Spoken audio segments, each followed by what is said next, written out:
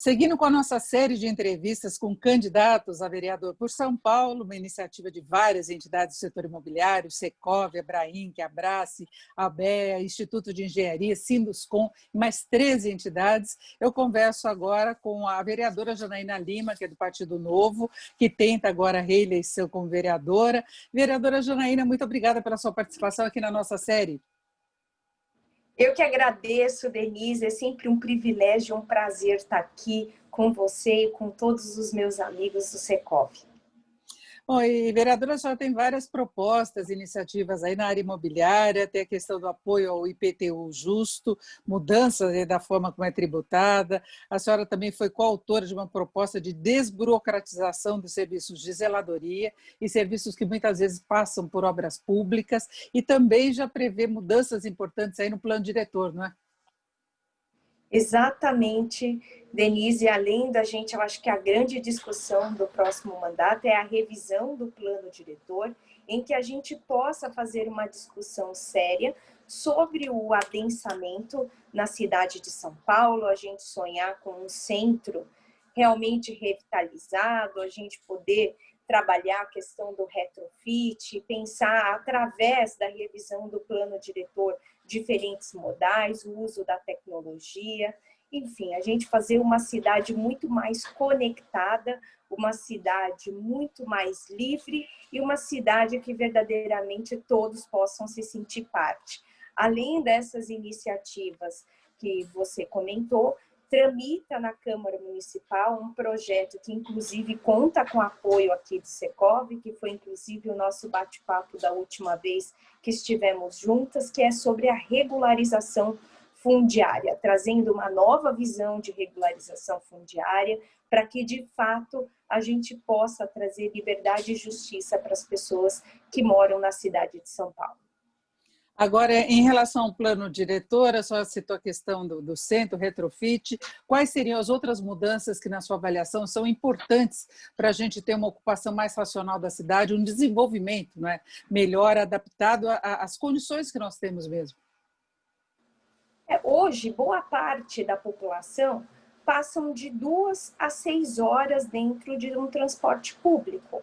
E isso impacta consideravelmente na qualidade de vida dessas pessoas. Enquanto que nós temos uma série de espaços públicos e prédios abandonados no centro de São Paulo, na região da Moca, principalmente essa região central que a gente está comentando aqui, e que a gente poderia estar pensando uma nova visão de cidade, trazendo as pessoas das franjas dessa cidade que moram em situação irregular, que mesmo com uma regularização fundiária não seria objeto de regularização, e a gente trazendo essas pessoas para morarem mais próxima do seu trabalho e reaproveitando esses espaços abandonados. Então, há um movimento grande de investimento no centro de São Paulo, em que a gente possa apresentar uma nova visão de revitalização do centro, trazendo a iniciativa privada para fazer esse processo de revitalização, simplificando e desburocratizando esses processos,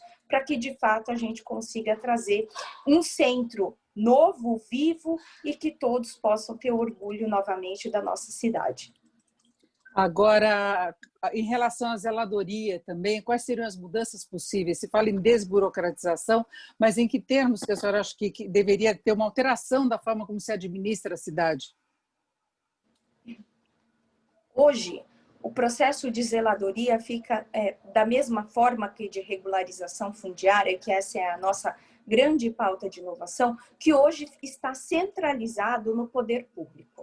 Então, somente a prefeitura pode fazer essa regularização fundiária. Então, a gente está propondo exatamente isso, que a sociedade possa se unir e também está propondo isso. Da mesma forma, nós estamos trazendo essa visão para o processo de zeladoria urbana. Então, uma das grandes inovações do projeto de lei 30 de 2018, que a gente apresentou na Câmara Municipal, é exatamente ter a possibilidade de apresentar, como, por exemplo, o crowdfunding. Então, o bairro apresenta uma dificuldade ou quer apresentar uma solução e quer viabilizar com recursos próprios. Então, abre numa plataforma de crowdfunding e contrata com as empresas que forem validadas pelo poder público, que respeita todas as exigências que caso fosse realizada pelo poder público. Então, com isso, a gente ganha celeridade, podendo a prefeitura, vamos dizer assim, compensar esse débito que o munícipe teve no pagamento dos seus tributos e impostos. Então, com isso, a gente busca gerar uma maior eficiência e desburocratizar a máquina. Então, imagina você que sonha na sua rua o enterramento dos fios, né? Que os fios sejam enterrados. Então, com isso, com a proposta de desburocratização da zeladoria urbana, você pode reunir, né, todos os seus vizinhos, apresentar, fazer a arrecadação desse valor via uma plataforma de crowdfunding e está viabilizando isso em parceria com a prefeitura, respeitando todos os critérios e os bons princípios da administração pública. Então, é possível a gente pensar uma nova solução, por exemplo, as calçadas, que hoje vários problemas de saúde pública impactam no uso dos recursos por conta das calçadas que não têm a menor condição de deficientes, mães transitarem, as pessoas estarem praticando esportes individuais nas ruas, porque a gente não tem calçamento adequado. E com isso a gente pode viabilizar numa parceria da sociedade civil com a iniciativa privada e com o poder público, facilitando, sendo um instrumento de facilitação e não de burocracia como é hoje. Agora, vereadora, a senhora também tem uma preocupação com relação à incorporação de novas tecnologias na cidade. É uma cidade inteligente e provavelmente muito mais eficiente, né? Com certeza, Denise, a gente precisa construir uma cidade que coloque São Paulo no patamar que ela está. Então, hoje, principalmente nesse pós-pandemia, a gente vai viver um momento em que a ousadia e a coragem serão duas características que farão grande diferença na gestão e no enfrentamento dos dilemas da cidade. Então, a gente tem uma visão que realmente conecte São Paulo, interligando com novas tecnologias, conectando São Paulo com a quarta revolução industrial, conectando São Paulo com blockchain, trazendo uma nova visão de gestão, de resolução dos problemas e de participação cidadã. É isso que nós queremos, trazer uma São Paulo inteligente, conectada e, sobretudo, humana, que a gente possa, através de uma política de mobilidade urbana com diferentes modais, com o uso de Wi-Fi, a disponibilização em praça pública, via parceria com a iniciativa privada, que a gente consiga ter uma cidade que verdadeiramente conecte São Paulo com todas as maiores metrópoles e cidades do mundo. E a gente tem essa preocupação também com os novos empreendimentos da cidade, com novas construções, os edifícios. A gente tem visto a incorporação de novas tecnologias para a segurança, para baratear custos, a questão das portarias, né, dos elevadores, uma série de mudanças que também têm ocorrido. Exatamente. Isso vai ser cada vez mais recorrente e a gente tem um grande exemplo de um país que superou uma série de desafios por meio da tecnologia. A Índia é um grande exemplo para o Brasil nesse uso de tecnologia como uma grande virada, né, para que possa gerar emprego, renda, já que esse é o grande desafio, são as palavras de ordem desse momento de recessão que o Brasil vive, que São Paulo pode dar um show pautando por meio de novas tecnologias, uma nova visão de cidade, com geração de renda e emprego, para virarmos o jogo. Agora, vereadora, em relação ao IPTU, qual seria a sua proposta? A senhora já defendeu a maior transparência em relação a esse imposto, mas agora defende também o IPTU justo. Como que se daria esse recálculo, se é que seria um recálculo mesmo, uma nova forma de impor a tributação? Como é que seria na prática? Exatamente, essa é a pergunta do milhão. Denise, a gente tem que fazer uma discussão densa, realmente mobilizando toda a sociedade civil, porque a única certeza que eu e você e toda a sociedade temos que alguma coisa está muito errada no cálculo e na cobrança do IPTU hoje. Existem pessoas que chegaram ao meu gabinete apontando um reajuste de até 700%. Então, diante de uma informação dessa, a gente então percebe que alguma coisa está muito errado na cobrança do IPTU. Fora o caráter extorsivo e compulsório que ele possui hoje, porque as pessoas já não está sendo mais respeitada a capacidade contributiva das pessoas. Então, a gente precisa, de fato, rediscutir. E qual é a grande discussão quando a gente fala de mudar a forma em que se cobra o IPTU hoje?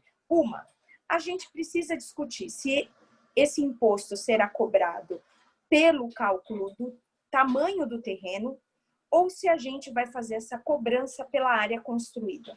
Então, para os dois cenários, a gente tem uma grande discussão e duas visões que são muito interessantes. Então, para isso, precisa realmente trazer a participação, a opinião de especialistas e que eu espero contar muito com o apoio do Secov para que a gente consiga chegar a um bom termo que de fato represente uma cobrança justa. É isso que a gente quer, um IPTU justo, que verdadeiramente caiba no bolso do cidadão. Ninguém está falando para que o IPTU não seja cobrado.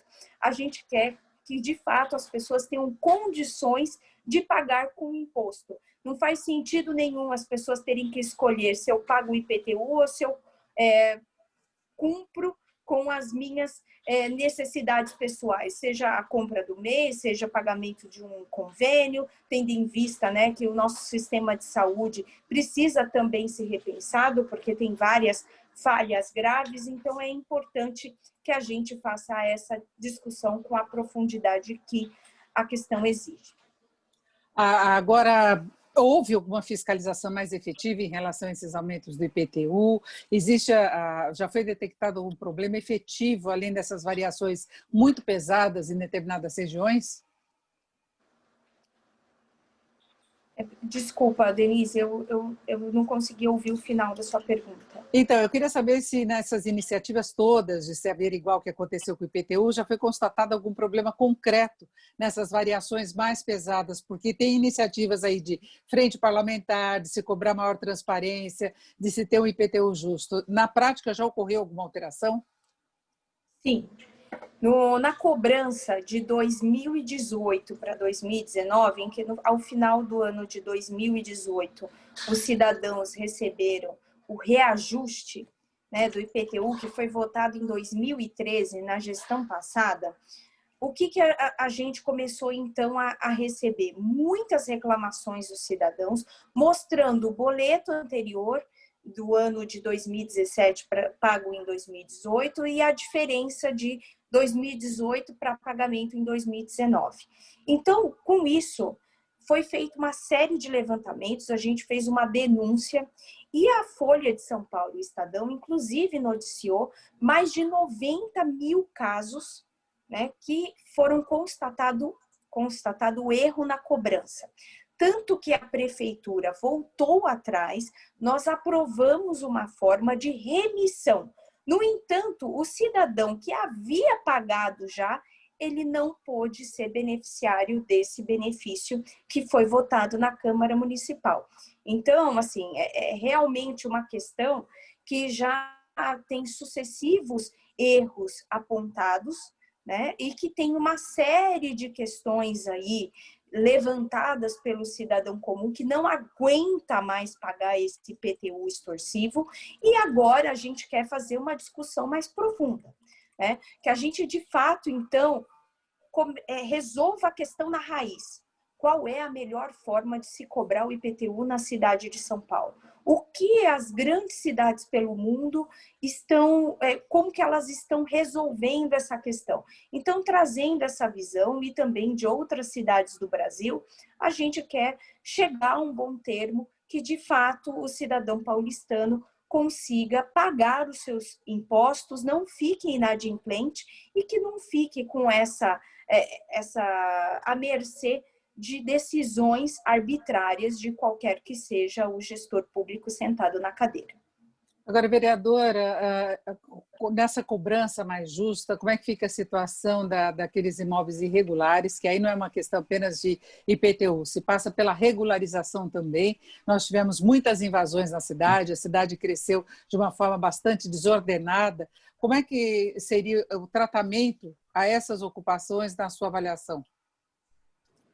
Bom, dificilmente, tá, esses imóveis seriam beneficiados com esse regramento da regularização fundiária, né? Inclusive, infelizmente, a Câmara Municipal recentemente votou, mas com o registro do meu voto contrário, em que ele possibilitou, né, os serviços das concessionárias de água e energia elétrica nesses imóveis irregulares, né, por meio de invasões e tudo mais. Isso é inadmissível. A gente precisa preservar a vida dessas pessoas, elas precisam ser retiradas, serem direcionadas para uma moradia adequada, mas o Estado não pode, né, validar esse tipo de comportamento. Então, assim, a gente precisa, de fato, ter uma discussão também séria e exigir medidas concretas, porque isso é uma questão que, quando a gente trabalha a questão da regularização fundiária,